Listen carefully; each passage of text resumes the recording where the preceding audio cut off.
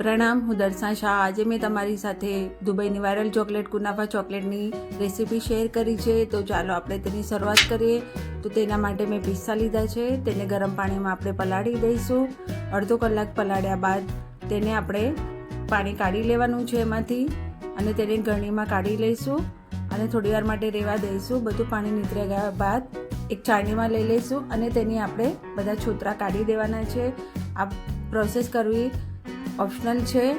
પિસ્તામાંથી છોતરા થોડા કાઢી લઈશું તો તેનો કલર બી ગ્રીન આવે છે, તો તમારે આર્ટિફિશિયલ કલર ગ્રીન નાખવો નહીં પડે. હવે એક બાઉલમાં સેવ લઈશું અને તેના આપણે બારીક થોડો ભૂક્કો હાથેથી કરી લઈશું. આપણે મિક્સરમાં નથી કરવાનો.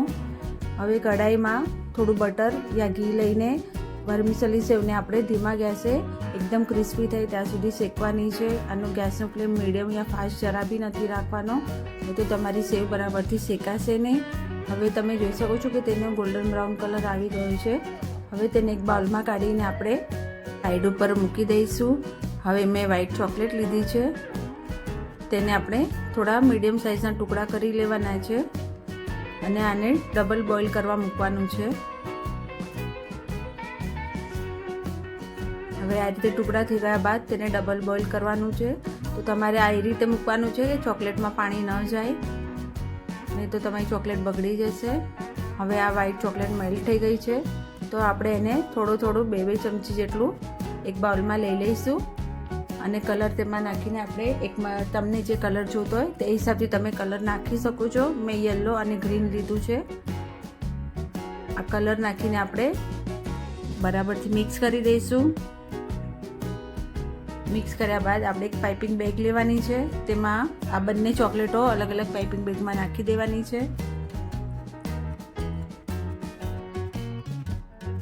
હવે આ રીતે પાઇપિંગ બેગમાં ચોકલેટ ભર્યા બાદ આગળથી થોડું કટ કરી લઈને તમે તમારા હિસાબથી કોઈ બી ડિઝાઇન આપી શકો છો. આમાં ઝિગઝેગ કે એવું કાંઈ એક્ઝેક્ટલી કરવાની જરૂર નથી. હવે આને આપણે સાઈડ ઉપર મૂકી દઈશું. હવે જેમ વ્હાઈટ ચોકલેટ મેલ્ટ કરી હતી તેમ આપણે આ ડાર્ક ચોકલેટને બી મેલ્ટ કરવાની છે.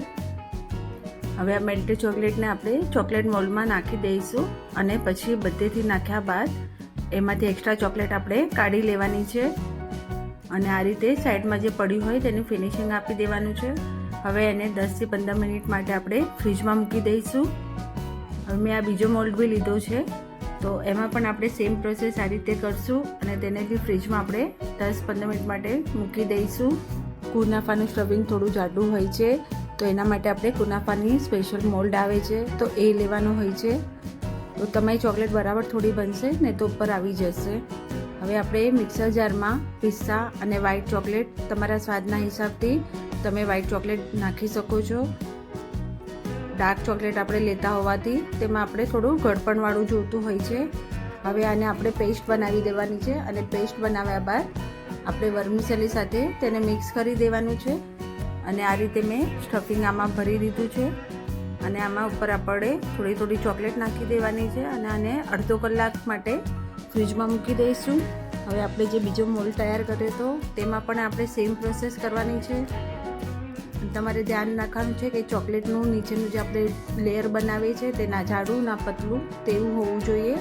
અને આપણે સ્ટફિંગ આપણે થીક આને થોડું ભરવાનું છે.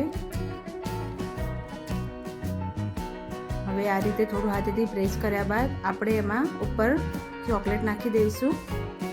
તેને આ રીતે બરાબરથી ફેલાવીને આપણે ફ્રીજમાં તેને 10 થી 15 મિનિટ યા અડધો કલાક માટે રાખી દઈશું.